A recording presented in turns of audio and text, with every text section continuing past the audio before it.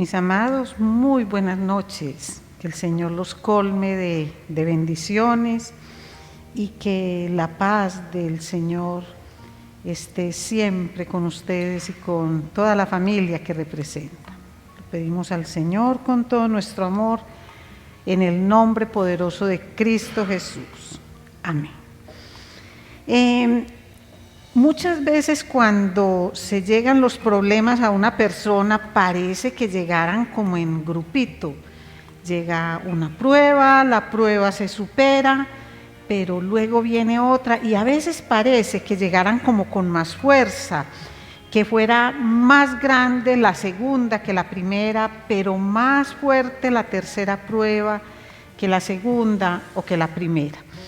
Y algo así como esto es lo que le está pasando a nuestro profeta Elías. Entonces, vamos a hacer un pequeño repaso de cómo empezó el Señor ese entrenamiento con su profeta, el que llamamos el entrenamiento en Kerit, en ese arroyo.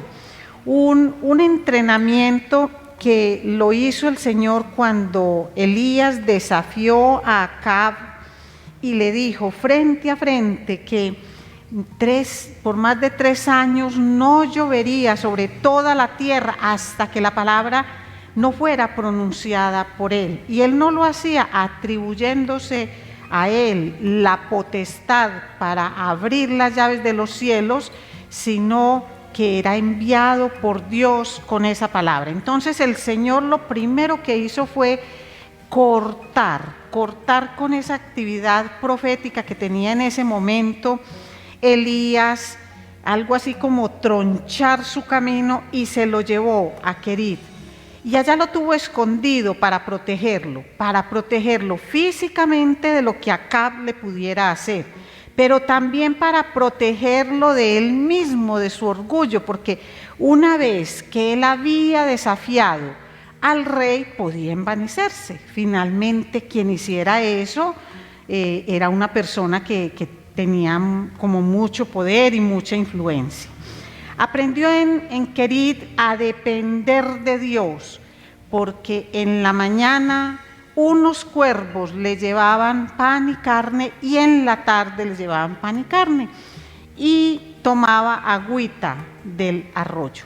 Y empezó a desarrollar esa intimidad con el Señor, esa intimidad que dan la disciplina de la soledad y del aislamiento, que no se puede tener en medio del bullicio y de una cantidad de actividades. Pero un día se secó el arroyo, y ahí es donde vamos, mis amados, a reiniciar con el estudio de Elías.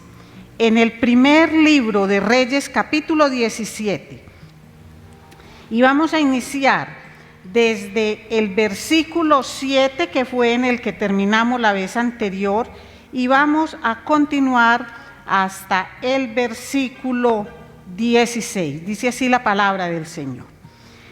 Y sucedió que después de algún tiempo el arroyo se secó, porque no había caído lluvia en la tierra. Vino después a él la palabra del Señor diciendo: levántate, ve a Sarepta, que pertenece a Sidón, y quédate allí.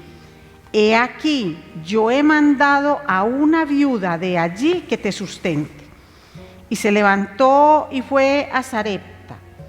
Cuando llegó a la entrada de la ciudad, he aquí, allí estaba una viuda recogiendo leña, y la llamó y le dijo: te ruego que me consigas un poco de agua en un vaso para que yo beba. Cuando ella iba a conseguirla, la llamó y le dijo: te ruego que me traigas también un bocado de pan en tu mano. Pero ella respondió: vive el Señor tu Dios que no tengo pan, solo tengo un puñado de harina en la tinaja y un poco de aceite en la vasija. Y estoy recogiendo unos trozos de leña para entrar y prepararlo para mí y para mi hijo, para que comamos y muramos. Entonces Elías le dijo: no temas, ve, haz como has dicho, pero primero hazme una pequeña torta de eso y tráemela. Después harás para ti y para tu hijo. Porque así dice el Señor Dios de Israel: no se acabará la harina en la tinaja, ni se agotará el aceite en la vasija, hasta el día en que el Señor mande lluvia sobre la faz de la tierra. Entonces ella fue e hizo conforme a la palabra de Elías, y él y la casa de ella comieron por muchos días. La harina de la tinaja no se acabó, ni se agotó el aceite de la vasija, conforme a la palabra que el Señor había hablado por medio de Elías. Mi Señor, gracias. Gracias por tu palabra y gracias por enseñarnos a través del profeta Elías cómo a veces las cosas se ponen malitas, Señor, según nuestra propia percepción, pero siempre están, Señor, dispuestas, sujetas a estar todos los días peor. Pero ese no es el propósito tuyo, Señor. El propósito va más allá de lo que nosotros entendemos, de lo que nuestros ojos miran, de lo que todo nuestro ser percibe. Ayúdanos a entender, Señor, a través de Elías, qué es lo que busca, Señor, en el profeta, en ese entrenamiento en Sarepta. Gracias te damos en el nombre de Jesús por tus enseñanzas. Amén. Entonces, miren, empieza el entrenamiento en Querit y las cosas se ponen malas. ¿Por qué se ponen malas? Porque el agua del arroyo se seca. Pero ya vimos la vez pasada cómo fue la actitud de Elías. Y él no empezó a renegar porque él estaba viendo que en el momento en que el arroyo se empezó a secar, se estaba mostrando el poder de Dios.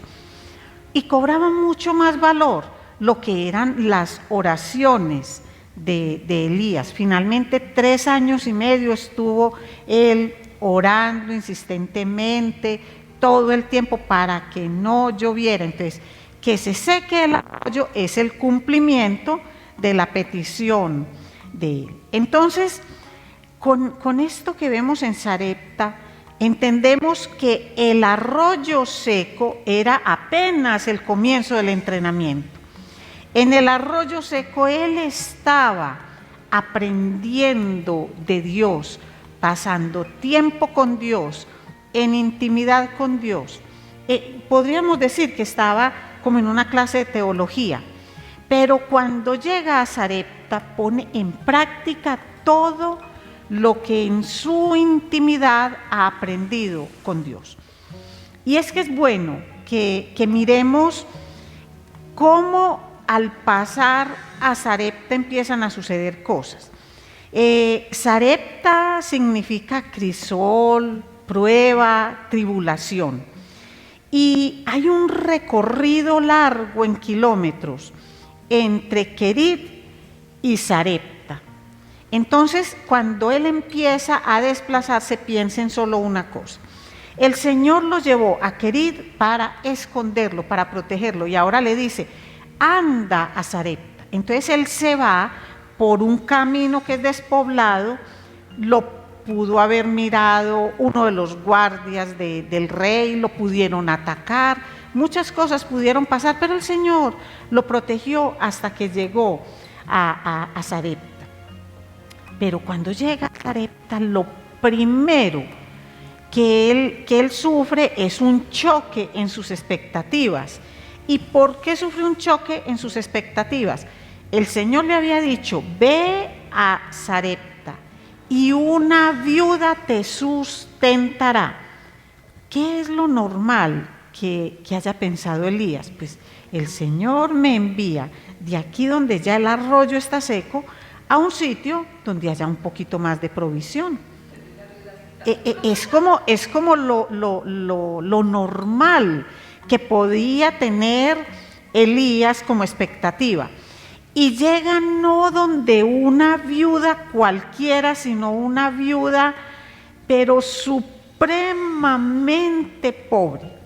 De por sí que las condiciones de una viuda son muy complejas, porque es que no sucede como nosotros ahora, que pueden trabajar, pueden hacer una cantidad de cosas. Entonces, estas viudas no tienen, salvo que tengan hijos grandes, no tienen una persona que ayude a su sostenimiento. Y la situación de esta viuda era absolutamente dramática.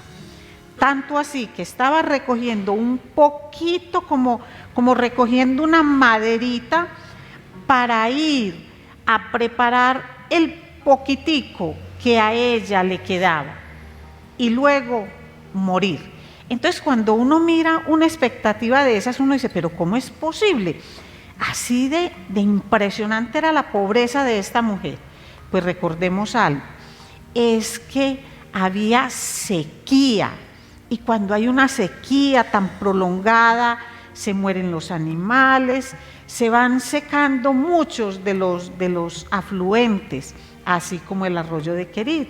Se mueren las plantas, entonces empieza a escasear el producto, empieza a escasear la harina y en este caso el aceite de olivas, que es con lo que preparaban algo así como el pancito o las arepitas que utilizaban para su alimentación.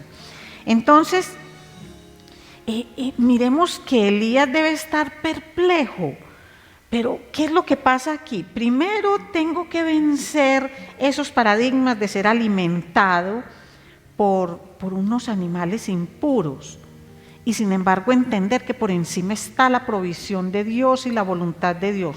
Y ahora me va a sustentar una viuda, cuando lo normal es que yo fuera a sustentar a la viuda, porque muy lindo que Dios lo mandara a que hiciera una labor social con esta viuda, pero no, es a que la viuda lo sustente a él, porque Elías debe aprender humildad, porque puede resultar humillante pasar en toda esa situación. Es como si fuera, digamos, como de mal en peor, como si fuera todos los días degradándose, pero es que recordemos que el Señor le está dando un entrenamiento especial que pasa a este hombre de ser alguien, un vocero del Señor, un hombre de Dios, a ser ese siervo de Dios, reconocido por todo el mundo por esa madurez espiritual,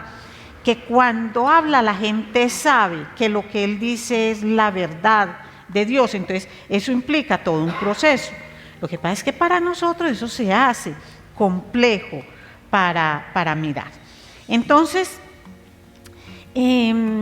los planes de Dios son muy diferentes, y Dios lo que preparó en Sarepta fue un lugar de refinamiento para Elías, un lugar donde él todavía siga puliendo esa dependencia y esa obediencia del Señor, y que le vaya quitando como todas las impurezas que él pueda tener en su relación con el Señor, en su relación con otras personas.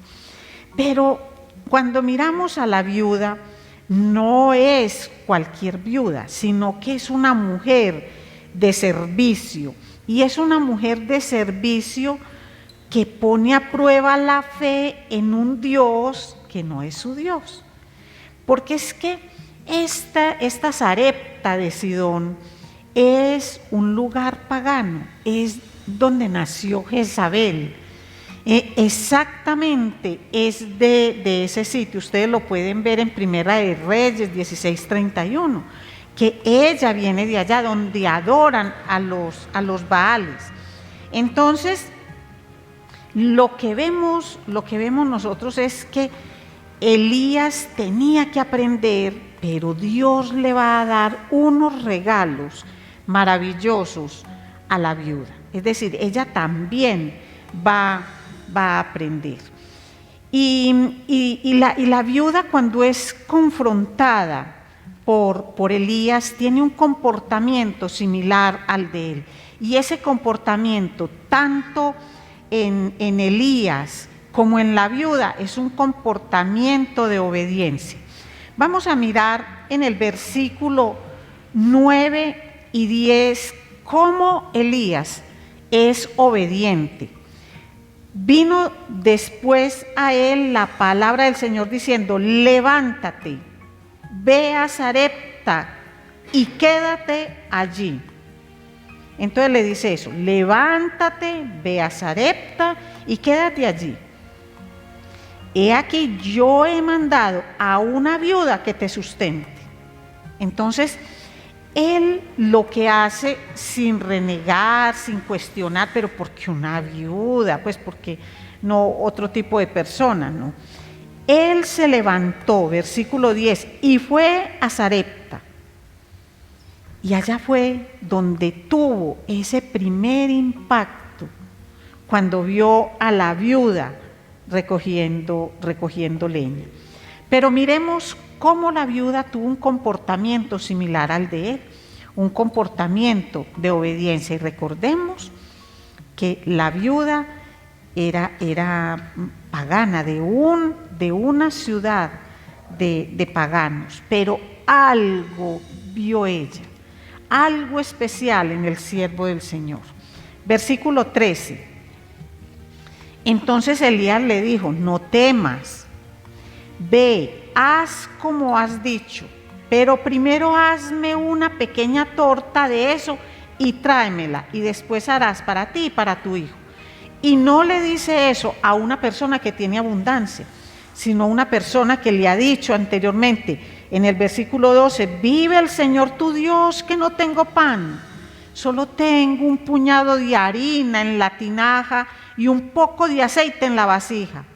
Y estoy recogiendo unos trozos de leña para entrar y prepararlo para mí y para mi hijo, para que comamos y muramos. Entonces, ¿qué es lo que lleva a esta mujer a ese paso de obediencia? Que Elías le une esa petición con la promesa y le dice: porque así dice el Señor, versículo 14, el Señor Dios de Israel: no se acabará la harina en la tinaja, ni se agotará el aceite en la vasija, hasta el día en que el Señor mande lluvia sobre la faz de la tierra. Y mire, entonces ella fue e hizo conforme a la palabra de Elías. Y mire cómo se cumple la promesa.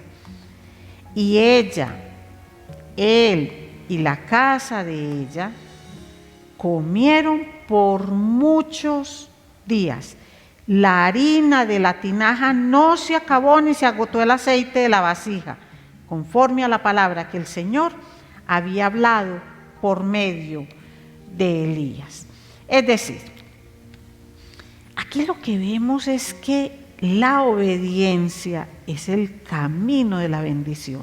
Creo que aquí el pastor nos ha hablado muchísimas veces de esto, que es una realidad. El camino, si uno quiere bendiciones del Señor, obedezca. Pero hay algo en esta provisión que el Señor le dio a esta mujer. Y es que no le llenó un granero, no le dijo: te voy a llenar la casa de harina y te voy a llenar toneles de aceite, sino que le conservó la vasija y la botella, donde mismo tenía la harina y donde mismo tenía el aceite. Pero en la medida en que ella iba preparando cada día, nuevamente aparecía y nuevamente aparecía. O sea que la provisión era diaria, porque lo que estaba aprendiendo esta viuda era la misma lección que ya Elías había aprendido en Querit: a depender de la provisión de Dios, a tener perseverancia, a tener paciencia, a tener esa plena confianza en que tengo lo que necesito, no lo que quiero. Y esa es una lección muy grande que nosotros vemos ahí. Y es algo que a nosotros nos da mucha dificultad, porque es que queremos, es una provisión como yo la quiero, pero el Señor me da la provisión como yo la necesito. Y ahí es donde la obediencia del hombre y la fidelidad de Dios, que nunca nos desampara, obra milagros en la vida de todos nosotros. Y fue así como Elías le enseñó a la viuda la lección que por mucho tiempo él había aprendido en Querit. Pero aquí no paran las pruebas. Ya la cosa está muy bien. Aquí hay una tranquilidad porque hay provisión. Y cuando dice en la palabra que Elías, ella y el niño y la casa de ella comieron por muchos días, lo que indica es que no se quedó la provisión solo para ellos, sino que esa bendición se hizo extensiva a otros. Entonces podemos hablar que en un país, en una región con tanta escasez, en una región donde la provisión era lo más difícil de conseguir, tenerla de esa manera era maravilloso. Y muchos debieron escuchar de qué forma llegaba la provisión, que crean o no, es algo que no dice la palabra, ni se detiene en esos detalles, pero uno puede recrearla cuando dice que comieron los de la casa de ella, su familia, por muchos días. Entonces les digo que no paran las pruebas, sino que las pruebas continúan y van como subiendo en un grado que exige mucha más fe y que generan aún mucho más temor, mucho más dolor. Versículo 17. Y sucedió que después de estas cosas, de todo esto que hemos hablado, de la provisión y el milagro diario, se enfermó el hijo de la mujer dueña de la casa, y su enfermedad fue tan grave que no quedó aliento en él. Y ella le dijo a Elías: ¿qué tengo que ver contigo, oh varón de Dios? ¿Has venido para traer a memoria mis iniquidades y hacer morir a mi hijo? Y él le respondió: dame a tu hijo. Y él lo tomó en su regazo y lo llevó a la cámara alta donde él vivía y lo acostó sobre su propia cama. Clamó al Señor y dijo: oh Señor Dios mío, ¿has traído también mal a la viuda con quien estoy hospedado, haciendo morir a su hijo? Entonces se tendió 3 veces sobre el niño, clamó al Señor y dijo: oh Señor Dios mío, te ruego que el alma de este niño vuelva a él. El Señor escuchó la voz de Elías y el alma del niño volvió a él y revivió. Y Elías tomó al niño, lo bajó de la cámara alta de la casa y se lo dio a su madre. Y Elías dijo: mira, tu hijo vive. Entonces la mujer dijo a Elías: ahora conozco que tú eres hombre de Dios y que la palabra del Señor en tu boca es verdad. Entonces, miren, de la felicidad por la provisión, ¿a qué pasaron? A la sombra oscura, al miedo paralizante de la enfermedad y de la muerte. Y hay algo con la viuda, y es que cuando a la viuda se le muere su único hijo, pequeño, por la manera como ella lo alimentaba y todo esto, se le está muriendo a esta viuda la posibilidad de que más adelante este hijo le provea el sustento en su vejez. ¿Y qué hizo ella? Ella culpó al profeta, pero también se culpó a ella, porque en ese tiempo, en este tipo de culturas, y lamentablemente hoy, mucha gente piensa que la muerte y la enfermedad son causados por el pecado. Entonces, si yo peco, Dios me castiga, por eso estoy enfermo.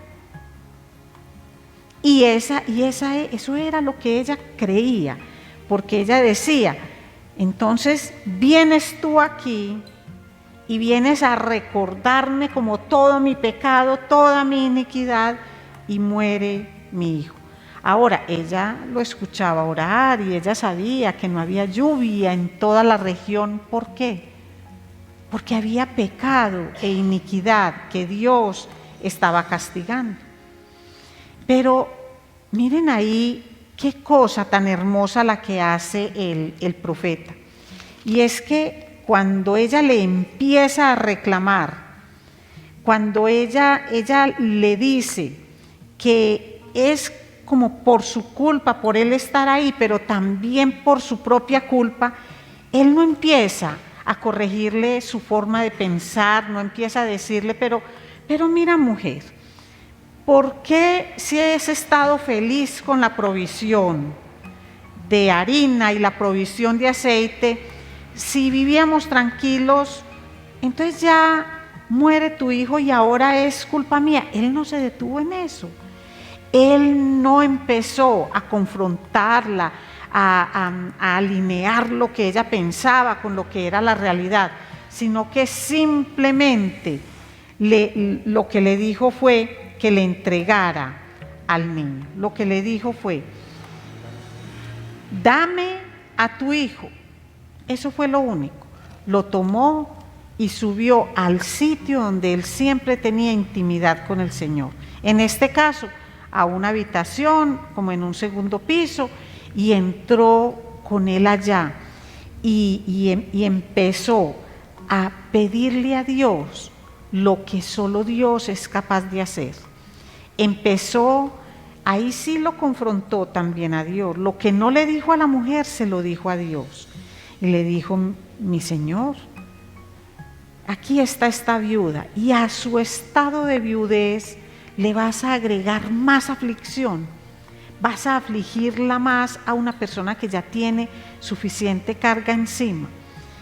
Y empezó a creer que Dios podía hacer lo que era imposible para el hombre. Él no se amedrentó por la muerte, él no se amedrentó por la muerte, sino que creyó que Dios, que da la vida, que permite que la vida ya no esté en una persona, también la puede devolver.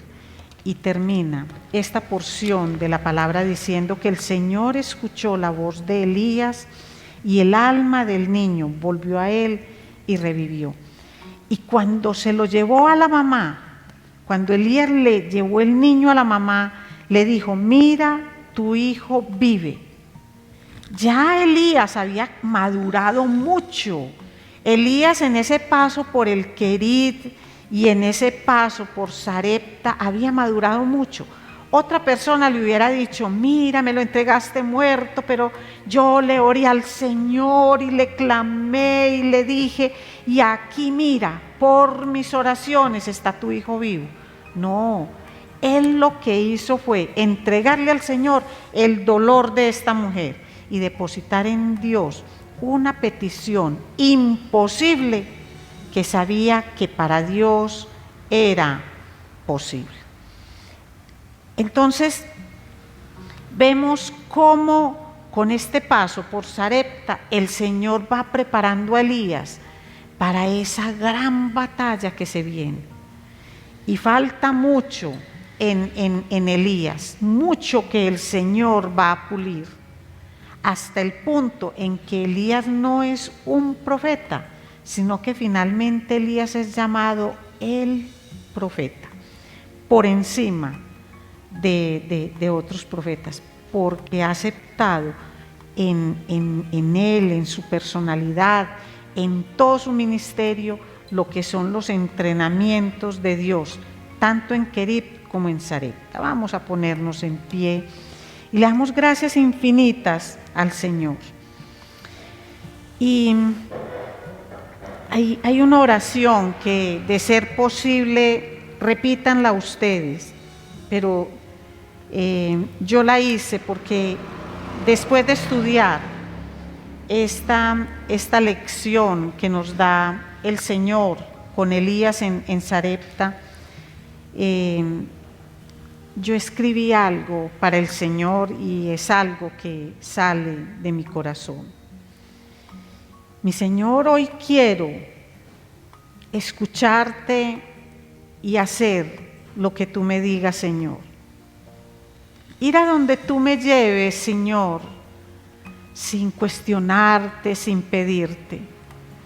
Señor, y que cuando me pases por esos arroyos secos o me enfrentes a esas cosas que a mi vista, Señor, son imposibles, recuerde que tú eres el Dios de los imposibles y que todo sufrimiento, toda prueba, todo dolor hace parte de esa capacitación, Señor. Pero tú me cuidas y me capacitas. Y yo quiero, Señor, ponerme en tus manos para que no solamente hagas de mí y de mi vida a una cristiana, sino a una sierva de Dios. Y que con esa luz que ilumina mi camino pueda, Señor, servir de faro para muchos. Porque no puedo iluminar el camino de nadie si no tengo iluminada mi propia vida. Solo esa luz que tú me das puede servir para proyectar luz a otros. Señor, quiero entregar mi vida, quiero entregar mis pruebas. Quiero, Señor, ponerme dócil en tus manos y que me capacite, Señor, para ser esa sierva tuya. Y que quien escuche, Señor, escuche palabra de verdad en mis labios, pero que quien me vea entienda y pueda dar fe que mi vida es el testimonio vivo de la fe que predico. Te lo pido, mi Señor, en el nombre poderoso de Cristo Jesús. Amén.